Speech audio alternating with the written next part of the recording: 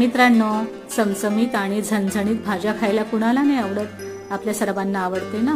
परंतु या भाज्या आपण रोज नाही ना खाऊ शकत. आणि त्यातल्या त्यात आपल्या डॉक्टरांनी समजा आपल्याला ताकीद दिली असेल, तिखट कमी खा, तेल कमी खा, त्यासाठी मी तुम्हाला एक भन्नाट पर्याय उपाय सांगते बरं का.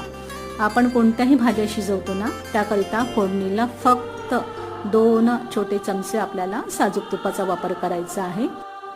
आणि आपल्याकडे जी पद्धत आहे ना भाजी शिजवण्याची, त्याप्रमाणे भाजी शिजवून घ्यायची आहे. फारच सुरेख लागतात या भाज्या चवीला. ज्याप्रमाणे आपण मंदिरामध्ये प्रसाद, लंगर, भंडारा खातो ना, अगदी सात्विक जेवण जेवल्यासारखे वाटते. आणि जेवणामध्ये आपण थोडेफार तूप घेतले ना, साजूक तूप, तर जेवण पचण्यास पण मदत होते. एकदा करून बघा. धन्यवाद मित्रांनो.